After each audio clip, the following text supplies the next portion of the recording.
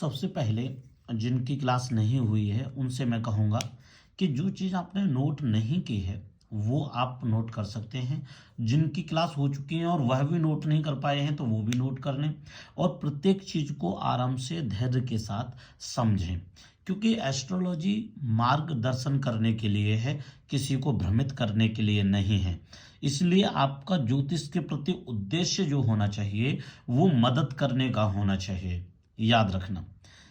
अब वो कहने का विषय मेरा ये है, आप धीरे धीरे अच्छे से चीज़ों को समझें जिससे कि आपसे कोई भी भूल कोई भी गलती ना हो। अब चलिए हम शुरू करते हैं। पहले सबसे पहले ध्यान से देखें, संबंध भावों के हम तीन प्रकार से देखते हैं। सबसे पहले हम जो संबंध देखते हैं वो भावों में संबंध देखते हैं। इसमें कोई भी राशि हो सकती है, इन भावों में कोई सी भी राशि हो सकती है।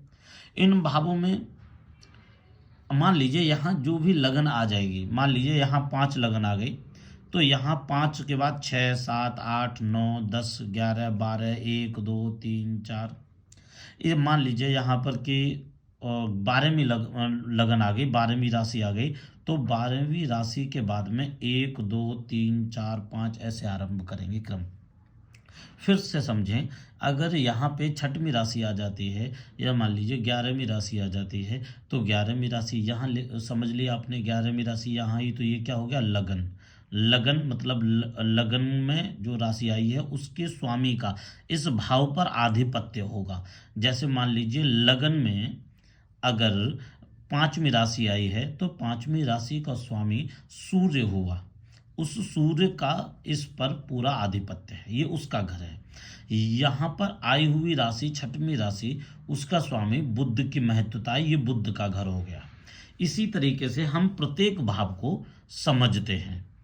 अब आप फिर से समझें। अब हम बता रहे हैं, सबसे पहले आपको ये समझिए, सबसे पहले क्या लिखा है, संबंध हम 3 प्रकार से देखेंगे। पहला संबंध भाव स्वामी परिवर्तन संबंध। अब भाव स्वामी, मान लीजिए कि यहाँ पर दूसरी राशि है, दूसरी राशि का मतलब वृष राशि। वृष राशि का स्वामी कौन हुआ, शुक्र हुआ। शुक्र इस भाव में चला गया। अब इसका स्वामी द्वितीय भाव का स्वामी द्वितीय कौन होगा, यहाँ कौन सी राशि बताई मैंने, दूसरी राशि, तो यहाँ कौन सी गई, तीसरी राशि। अब तीसरी राशि का स्वामी कौन हुआ, बुध। इसका स्वामी यहाँ आ गया लगन में, तो लग्नेश द्वितीयेश चला गया, द्वितीयेश लग्नेश चला गया। तो ये पहला संबंध बना। कौन सा संबंध बना, भाव स्वामी परिवर्तन संबंध। इनमें भावों में परिवर्तन हो गया। ये संबंध ऐसा भी हो सकता है कि लग्नेश पंचमेश चला जाए और पंचमेश लग्नेश चला जाए। ऐसा भी हो सकता है संबंध कि आप देखेंगे कुछ कुंडलियों में आप देखेंगे, और ज़्यादातर बहुत सारी कुंडलियों में देखेंगे कि आप देखेंगे कि सुखेश का और कर्मेश का एक साथ संबंध बन रहा है। सुखेश कर्मेश चला गया, कर्मेश सुखेश चला गया। और भी आप देखेंगे कि षष्ठेश तो व्ययेश चला गया और व्ययेश षष्ठेश हो गया। आप ये भी देखेंगे कि अष्टमेश पराक्रमेश चला गया और पराक्रमेश का स्वामी जो है वो अष्टमेश चला गया। इसका मतलब है कि यहाँ पर आई हुई राशि का स्वामी तृतीय भाव में चला गया, तृतीय भाव में आई हुई राशि का स्वामी इसमें चला गया। इस तरीके से हम भाव परिवर्तन समझते हैं। अब हम दूसरा समझें, द्वितीय भाव। द्वितीय हम क्या देखते हैं, द्वितीय भाव का स्वामी एक दूसरे पर दृष्टि डाले। हमने दृष्टि लिखवाई है आपको, तो दृष्टि हमने लिखवाई है 3 ग्रहों की, हमने ज्यादा महत्व दिया है। सबसे पहला है मंगल ग्रह। सब ग्रहों की दृष्टि 7वीं तो होती ही होती है, प्रत्येक ग्रह की दृष्टि 7वीं होती ही है, लेकिन आपको 3 सबसे ज्यादा याद रखनी होंगी। सबसे पहला है मंगल। मंगल की 3 जगह दृष्टि पड़ती है, चतुर्थ भाव में, सप्तम भाव में और अष्टम भाव में पूर्ण दृष्टि मंगल की पड़ती है। अब आप समझिए बृहस्पति। बृहस्पति की भी 3 जगह दृष्टि पड़ती है। सबसे पहली दृष्टि कहाँ पड़ती है, पंचम भाव में। अगर मान लीजिए यहाँ पर बृहस्पति होता है तो बृहस्पति की दृष्टि कहाँ पड़ती है? 5 7 9, 5 7 9। तो आप यहां से गिनेंगे पहली दृष्टि देखने के लिए, 1 2 3 4 5, ये पांचवी दृष्टि हो गई। बृहस्पति यहां है तो फिर यहां से पांचवी दृष्टि गिनेंगे, पहले 1 2 3 4 5। मान लीजिए बृहस्पति यहां है तो पांचवी दृष्टि गिनेंगे, 1 2 3 4 5।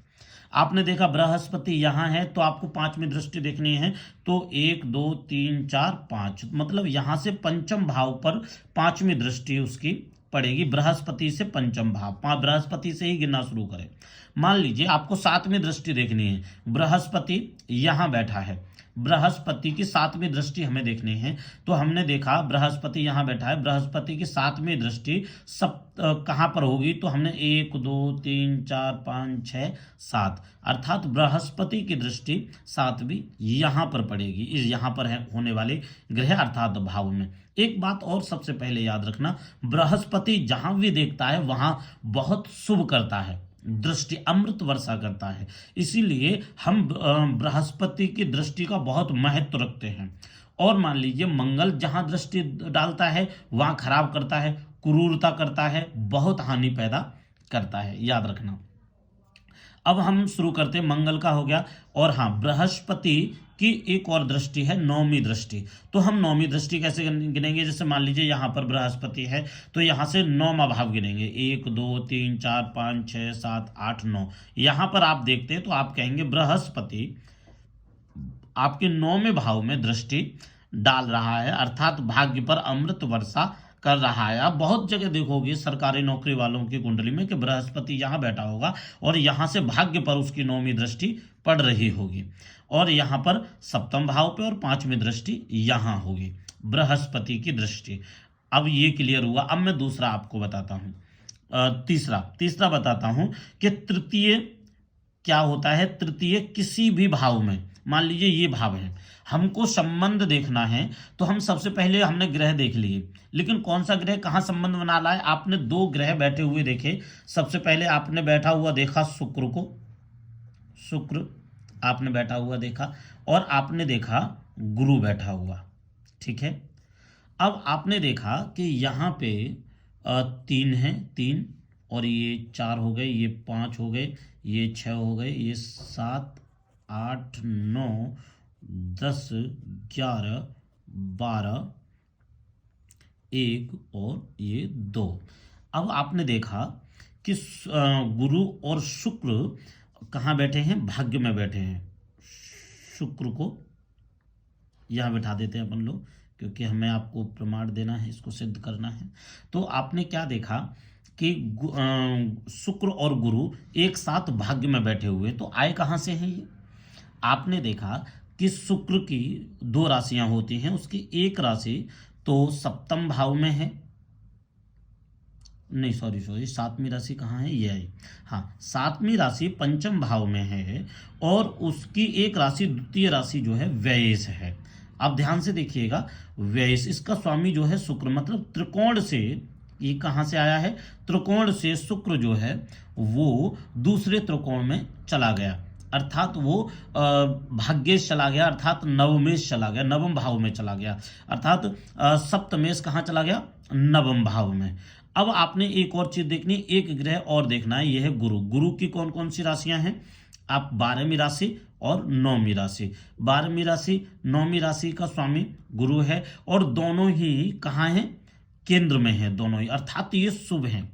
तो ये शुभ क्यों है? क्योंकि दोनों ही केंद्र में हैं, लेकिन समभाव से। क्यों? क्योंकि ये त्रिकोण में ही चलेगी। पहली बात तो यहाँ दोनों ही सम में है, और फिर उसके बाद त्रिकोण में चला गया। दूसरी बात, दूसरे त्रिकोण का स्वामी भी इस त्रिकोण में आया है, अर्थात ये भाव सभी तरीके से मुझे बली लग रहा है, लेकिन इनके संबंध कहाँ से हैं? सप्तमेश से और कर्मेश से। बैठे कहाँ हैं? भाग्य में। तो अब आपने देखा, आपने ये तृतीय भाव देखा कि संबंध कैसे बनेंगे। संबंध ऐसे बनेंगे कि इन दोनों के संबंध हैं, अर्थात कैसे कैसे संबंध हैं कि आप पंचमेश का स्वामी जो शुक्र है, आप वहां से देख सकते हैं कि आदमी बुद्धिजीवी होगा बहुत, बुद्धिजीवी होगा, काफी बुद्धिमान होगा, ये मान लीजिए प्रदर्शन करने में, विद्या में, कलाकारी में बहुत महत्वपूर्ण होगा। क्यों? क्योंकि मान लीजिए यहाँ तो सब अच्छा हो गया क्योंकि इसका स्वामी इस भाव में चला गया, और कर्मेश का भी तो करने में भी कोई कमी नहीं करेगा।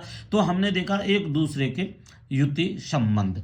अब हमारा प्रश्न बनता है कि हमने युति संबंध समझ लिया, युति संबंध समझ लिया, युति संबंध। अब ऐसे ही हम बहुत सारी बात करेंगे कि हमने देखा कि सप्तमेश और कर्मेश का संबंध बन रहा है, और ये संबंध इतना प्रबल है कि ये जो दोनों के स्वामी जो बैठे हुए वो भी त्रिकोण में चले गए। तो इसका मतलब ये जो संबंध बन रहे हैं वो बहुत घनिष्ठ और बहुत ही शक्तिशाली संबंध बन रहे हैं, जो इस व्यक्ति को बहुत सामर्थ्यवान बनाएंगे।